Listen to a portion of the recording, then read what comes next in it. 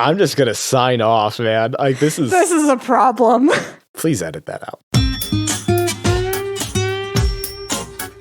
Welcome to Things That Are Wrong, your general trivia podcast with a healthy dose of internet and media things. I'm Ryan Bott. I'm Rachel Miller. I'm Stuart Hopkins. Yeah, we're right there. I was running the numbers, and he has 190 million downloads a month, and we're like 4th or 5th all time after that, I think. Oh, perfect. Maybe. It's coming, right? We know it's there. We're right there. We're right there. You know, the only times in all the editing I've done there's ever been a real contested who buzzed in first is when I clearly buzz in first and it's in the audio and then somebody doesn't hear it on the other end. When it's you guys, I don't think we've ever had it. Sometimes it's tied. There's nothing I've felt more smug and better at just leaving the audio as it is as when I go, Ryan, Mark. Yeah, go ahead, Mark. It's like, what? Okay, yeah, for the record, the fact that you're more delayed to me than to anyone else means that even when you sync up our recordings, you're going to get this thing. So, like, if you're answering to me, like, Mark and Stu, like, I might hear a little sooner than you. Yeah, I don't know. We'll see. We'll see how this buzzer thing. So we have a little web portal of a buzzer that signifies you won't hear anything in the audio.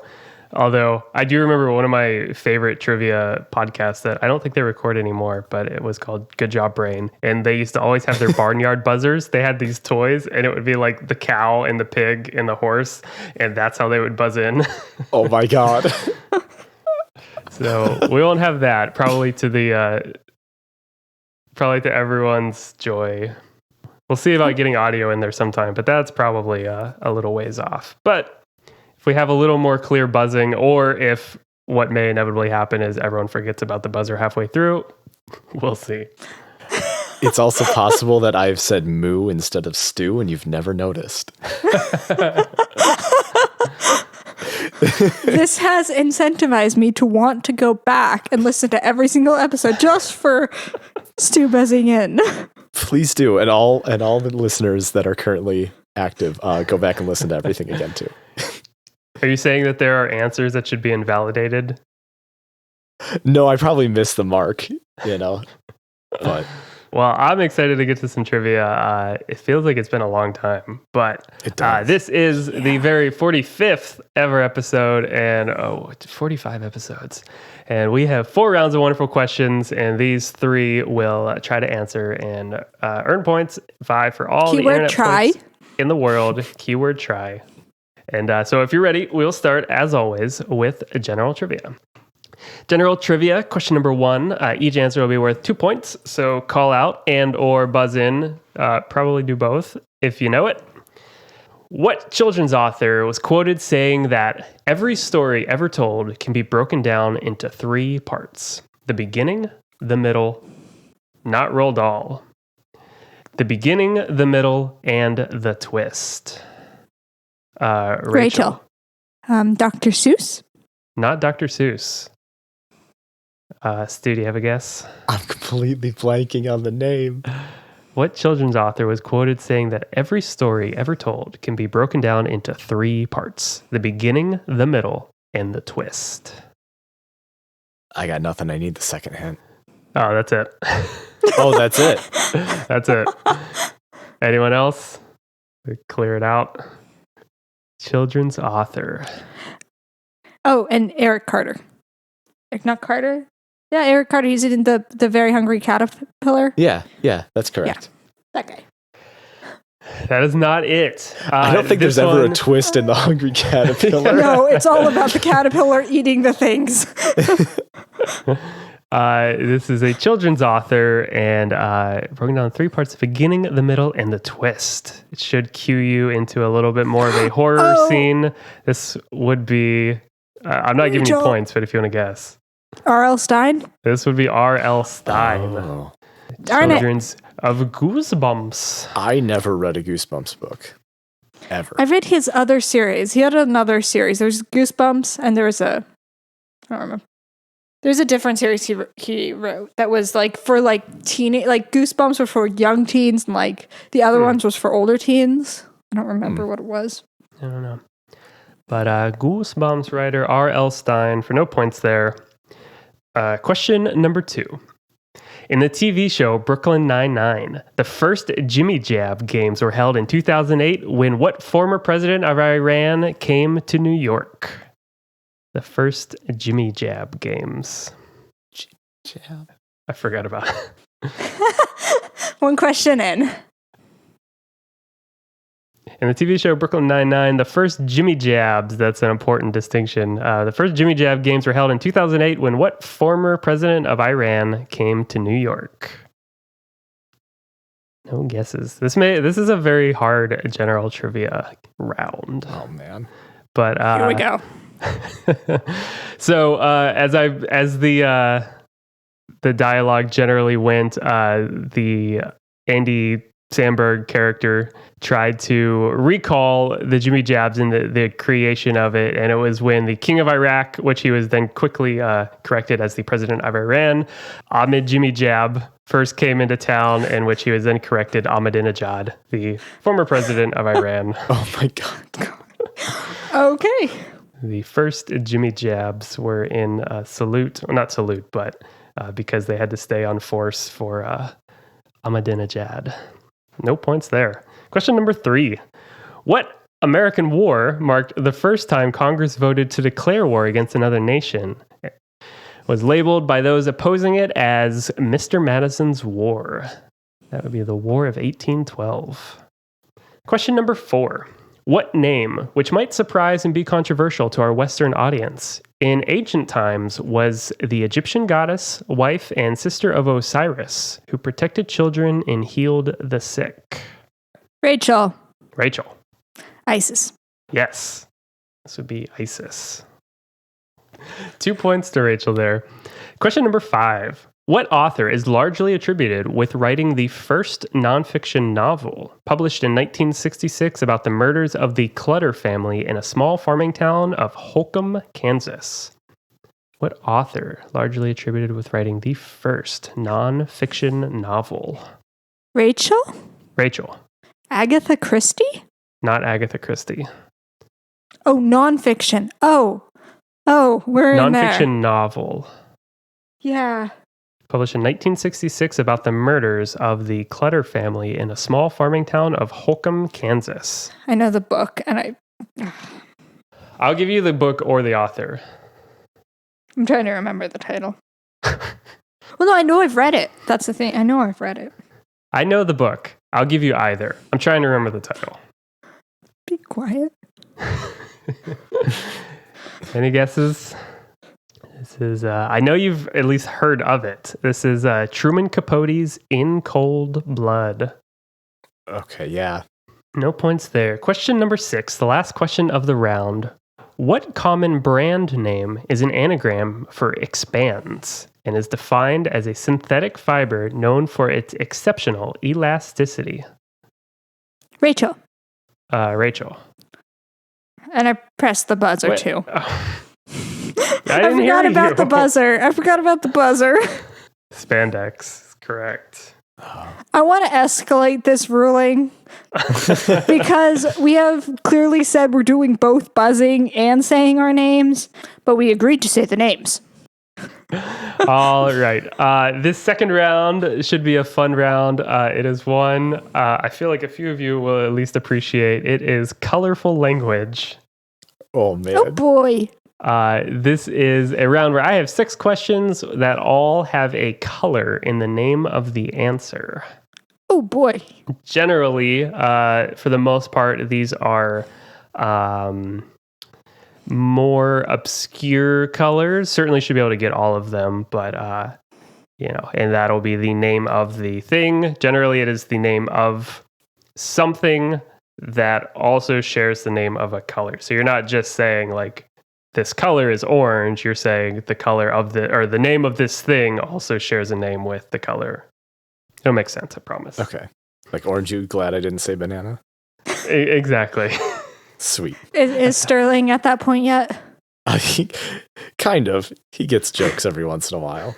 I'm sure he has great jokes that he's the only one laughing at. Probably.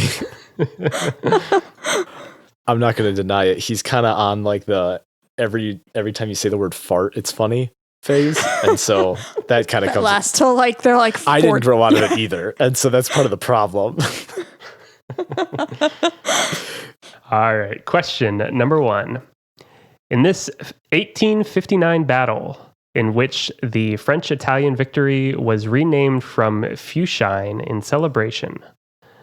So this is a battle of blank, this 1859 battle in which the French-Italian victory caused the area to be renamed from Feuchine in celebration. This color's namesake is also one you might find inside your standard inkjet printer. Did I click the button? Stu. This Fuchsia? Buzzer is a pain. Yeah, well, whatever. Go ahead, Stu. I said fuchsia, but I meant magenta. Well, it helps when you give the answer away, too.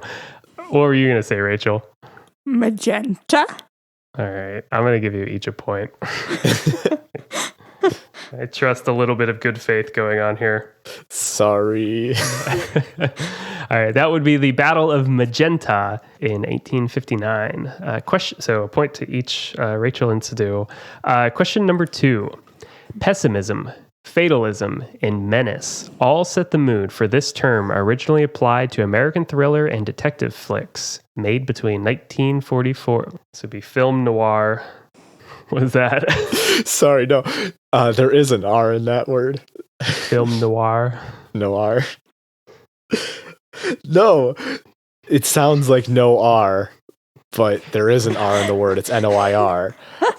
I'm just gonna sign off, man. Like this is not. Stu will be here all week, Stu folks. not having iced coffee during this. This is great. No, I'm good. Stu will be here all week.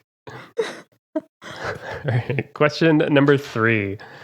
This palish turquoise is probably best known either for its mountain namesake on Vancouver Island or for the platforming indie video game about trekking up a mountain in which the studio creators derive the title from said Vancouver Island mountain. This palish turquoise. Rachel. Aquamarine? Not aquamarine.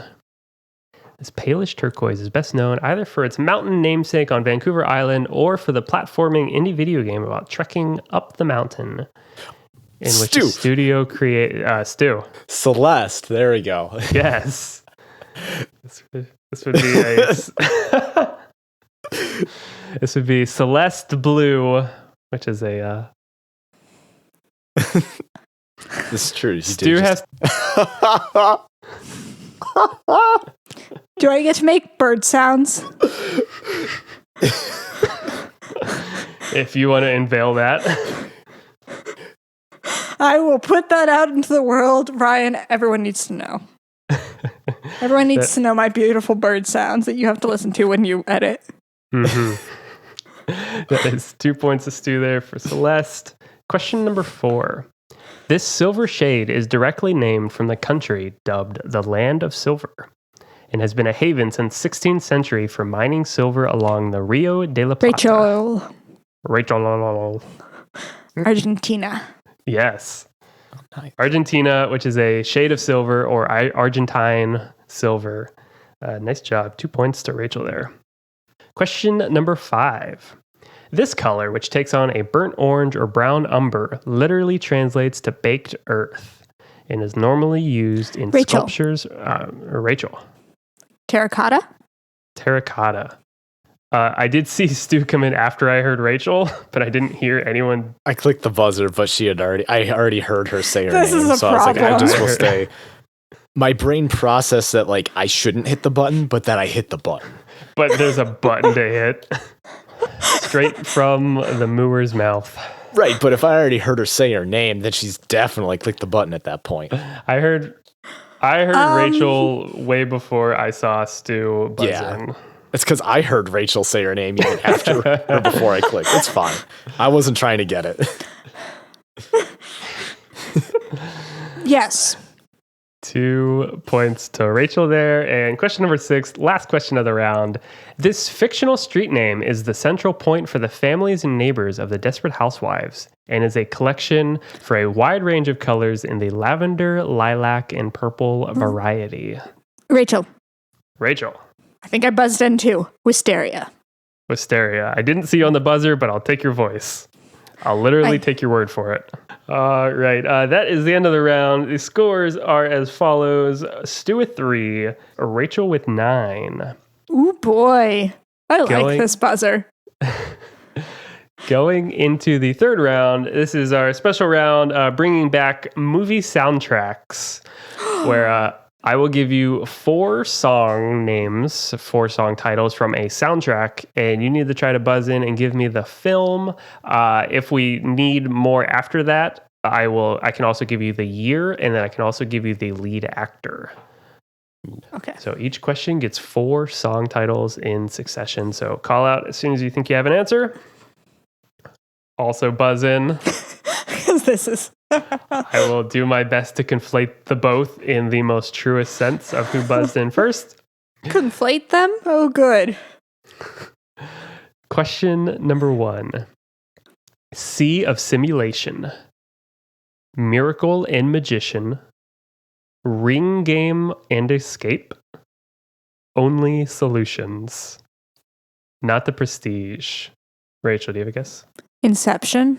Not Inception. We already did Inception. Yeah. Okay, fine. This is why I don't answer, because I get bullied into a corner when I do. Sorry, Rachel.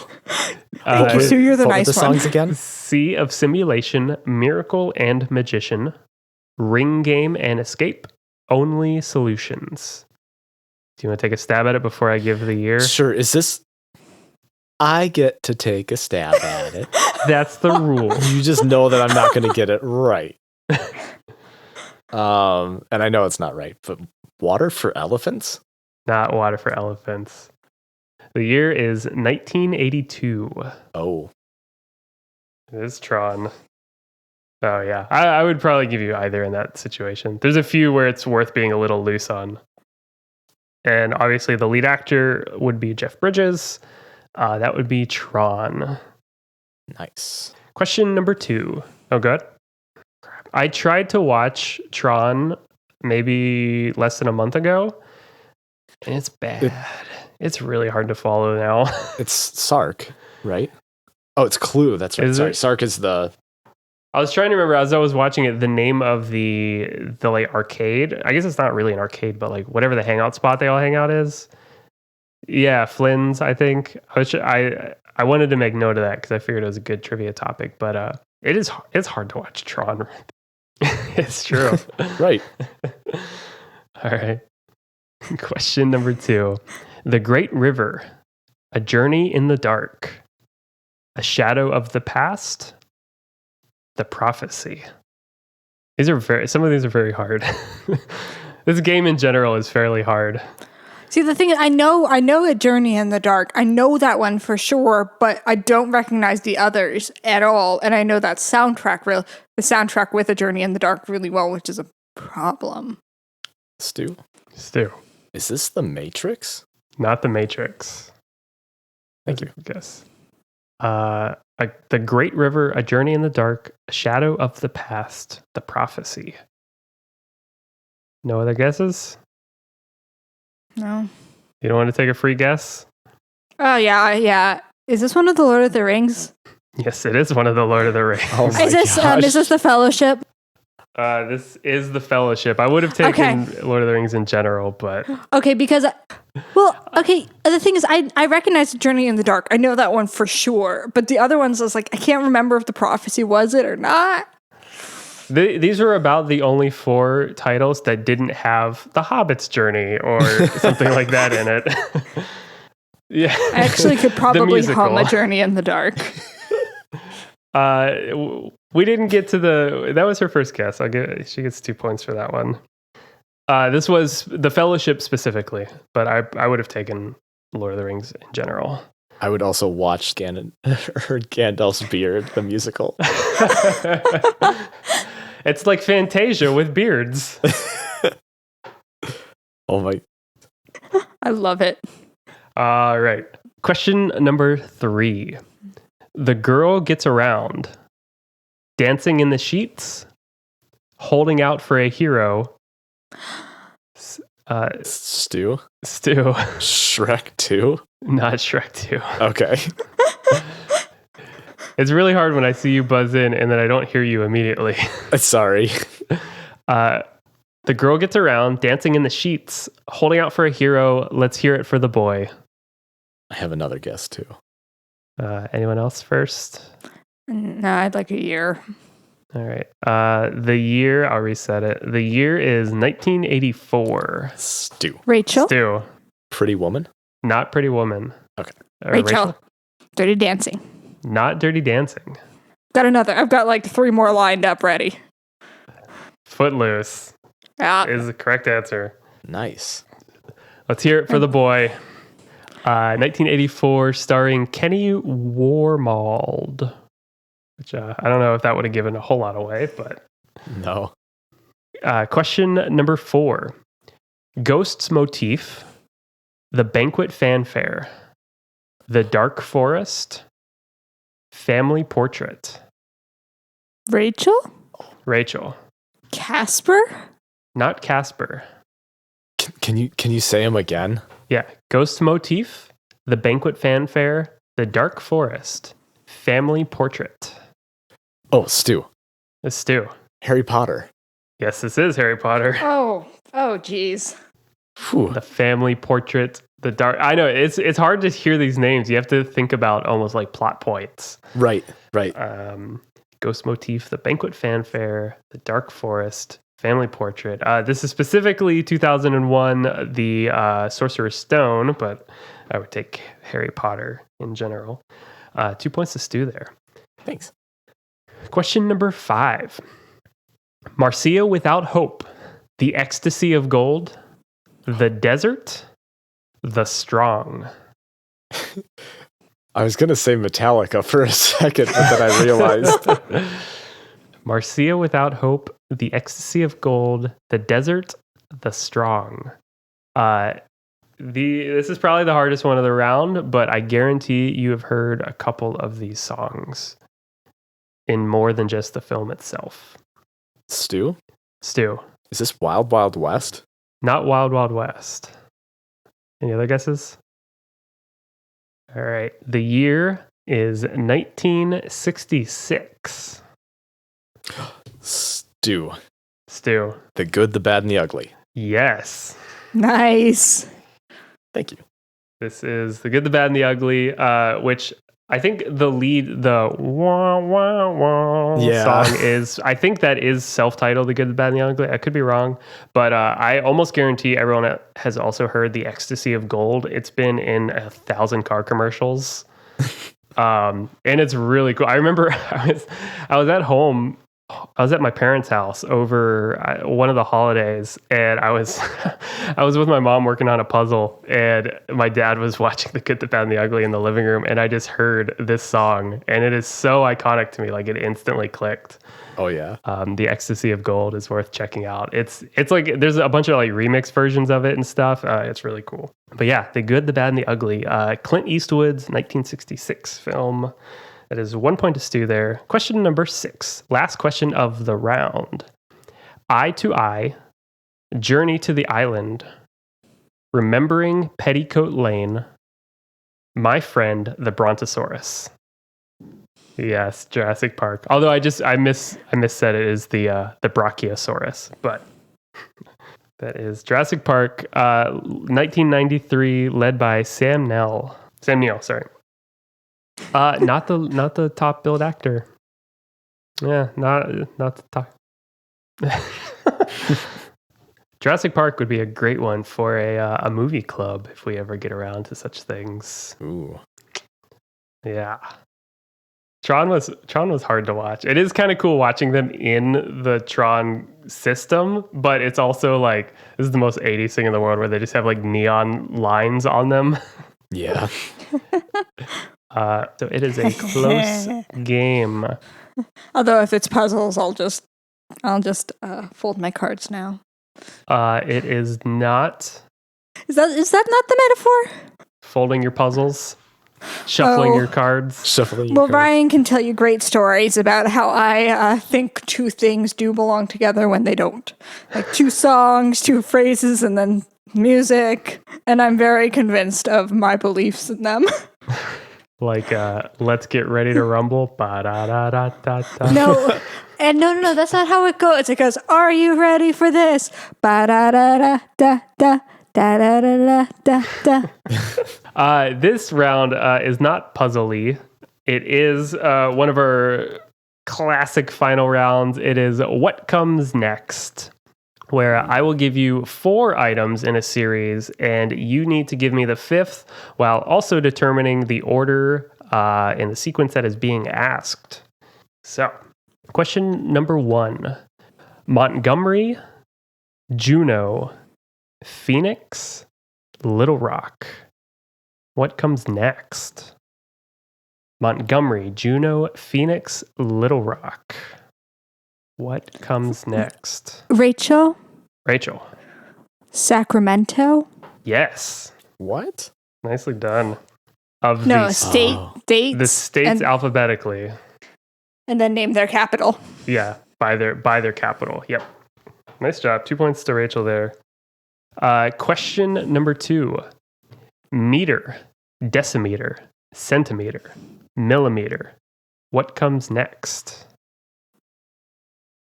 Stu? Stu. Nanometer? Yes. Nanometer. Nice job. Thank you. This is metric units. This was fairly obvious. This one actually, I didn't quite know what to search, how to search. So I've been running into, especially as trivia stuff grows, I run into more and more things that I don't know how to word in Google. I just tried to find like meter units or meter levels. That's when those Boolean search terms. Yeah. That's knowing how to use those. That's my life. There has to be a good Reddit thread. I haven't looked yet, but I'm sure there's something about how do I search for this? All right. 2 points to Stu there. Question number 3. The statue of Zeus at Olympia, the temple of Artemis at Ephesus, mausoleum at Halicarnassus, Colossus of Rhodes. Rachel. It was either going to be the Library at Alexandria or the Gardens of Babylon, because I know they're on that list. This is a little bit of a tough one. It is the ancient wonders of the world. Essentially, the way I listed them out was west to east, but I would have taken either the Lighthouse of Alexandria or the Pyramid of Giza, since they're basically right there. The Hanging Gardens of Babylon are in modern-day Iran, I think. Yes, but they don't exist anymore. Well, no, but they're far further east. Okay. So I would have taken, but Market's 2 points there. They are part of the world, though, you know. Yeah. Look at a map.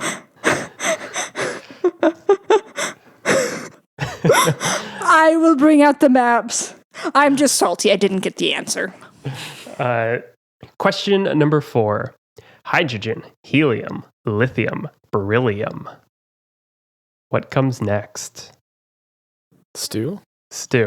Nitrogen? Not nitrogen. Not xenon. Is that the girl from the 21st century?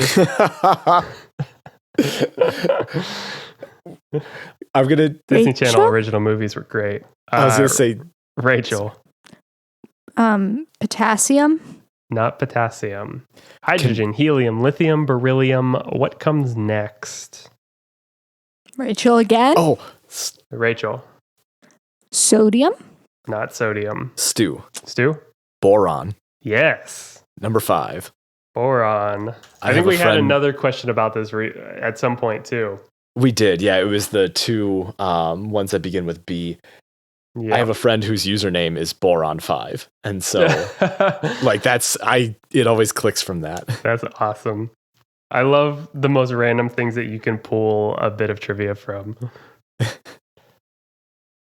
1 point. I had 2. That was a second guess. That is clearly a 1 point answer. All right. Question number 5. V, X, L, C. Not M. Stu? Stu. R? Not R. Rachel. D? D is correct. Nice. And I put a D on the score. That's not correct. What?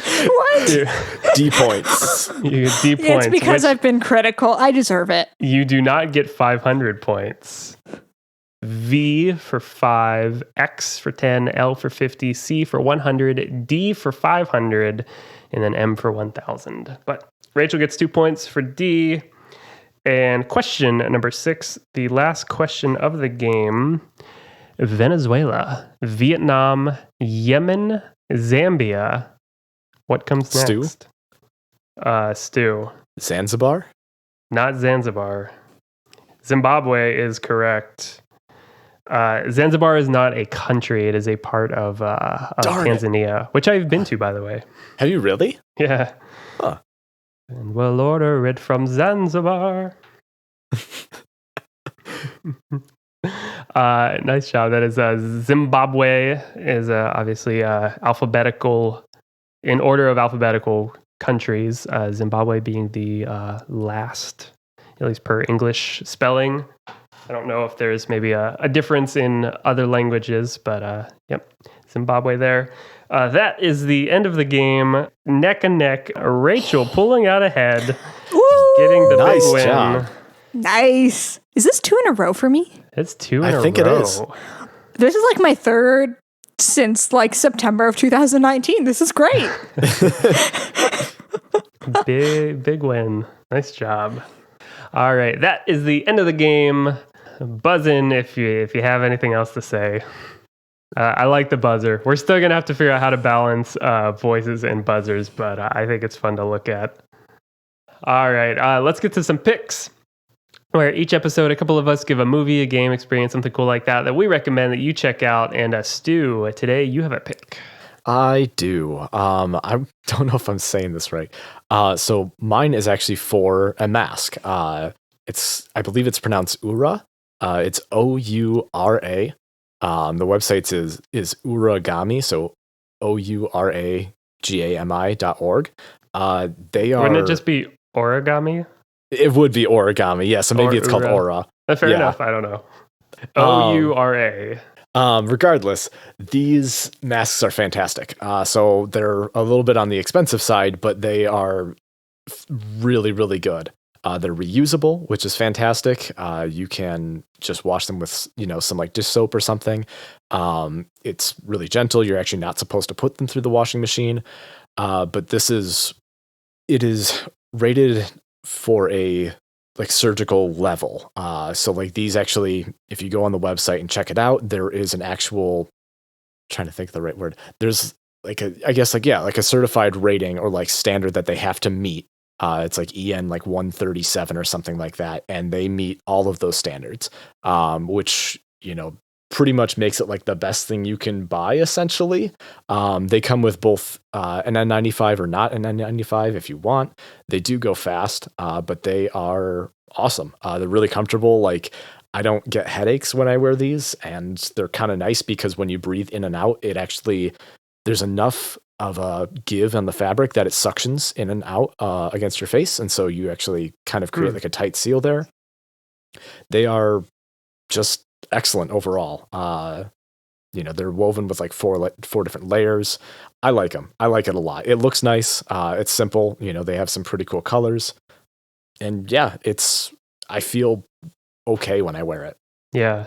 Wow, that's nice. really cool. Yeah. This looks really cool. I mean, they look like nice too. They are nice. Yeah. And I would definitely say, like I have a medium sized and my wife has a small size for the adult, but I've even heard record of like if you have like a small head, like get like a child size, cause the kids ones are cheaper too, which is really nice.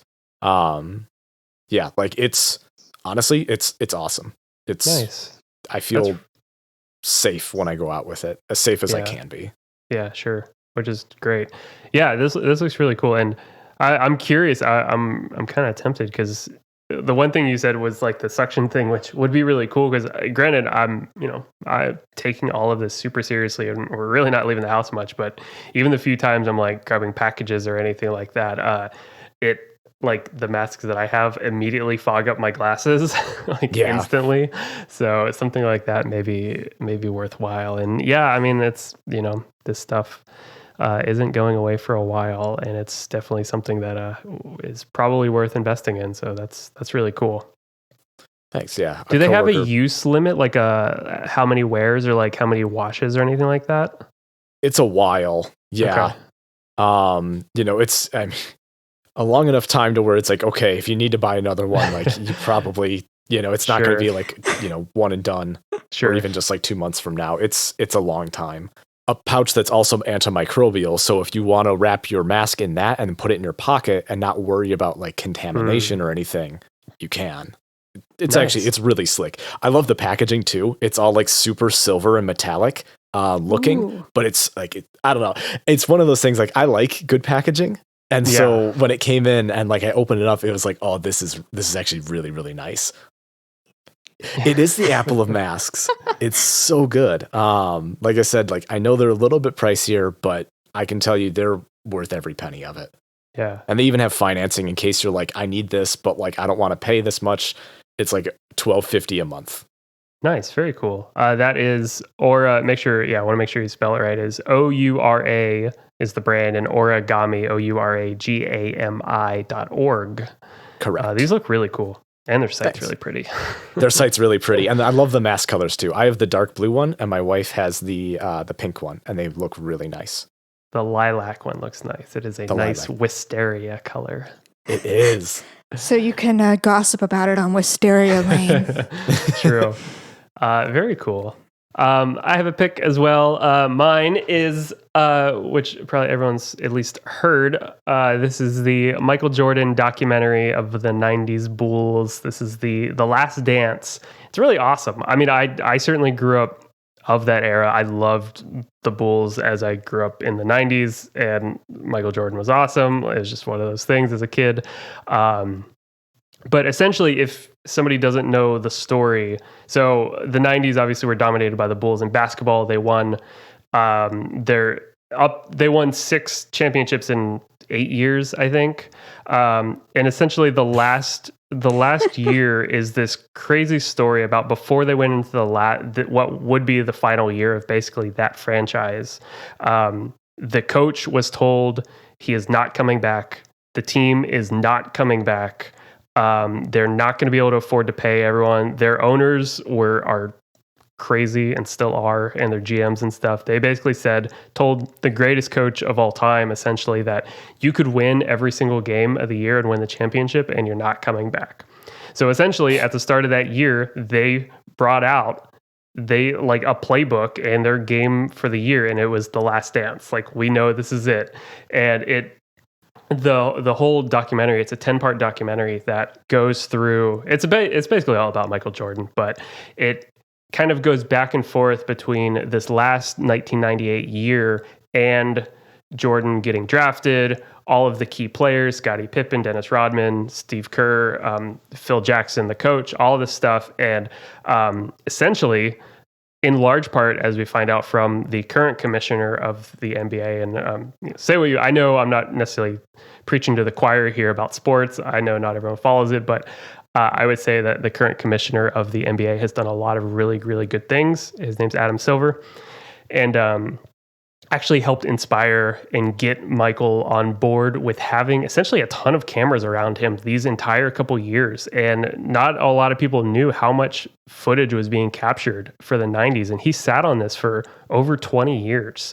So this documentary finally comes out, and there's footage that nobody has ever seen before from the entire 90s run, like the good and the bad of stuff. And it is really fascinating. If beyond the sports itself, it's really cool to see such a monumental thing in mainstream culture. And thinking about it, it's like there's only a few things in the world that could probably generate this buzz. It would be like if the Beatles' entire coming to America, Beatlemania stuff was all recorded like behind the scenes in like a super in-depth way. Like, it's really cool to see something that big.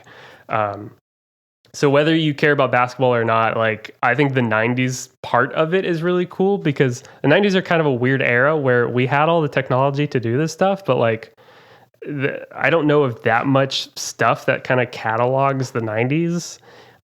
It's just a really, really cool thing. And it definitely like follows a lot of the drama of Jordan retiring and coming back and the craziness of the team and all sorts of stuff. So it's really, really cool if you're interested. It is available on ESPN's website and any of the ESPN players on their app or anything like that. It's co-produced by Netflix, and I don't quite know what that means because I don't think it's on Netflix. But yeah, it's really cool. If that interests, obviously, if you don't care about sports at all, I don't know if you're going to have a lot to pull from it, but yeah, it's really cool. It's The Last Dance, and it's really all about Michael Jordan, the 90s Bulls, all that stuff. So many interviews, like they have so much stuff on there, and really cool. There's actually a lot of moments where somebody will play like a reporter from back in the day or an opposing teammate from, who faced them in the finals talks about it. And it's, that guy's perspective of how he like almost wore Jordan down. He did all this stuff. He did all the things. And then they'll actually play that back to him or to Scottie Pippen or to one of these people. Like they're also showing them each other's highlights and then filming as they're reacting to it. So there's some cool stuff in there. Cool. But yeah, that's it's on ESPN, The Last Dance.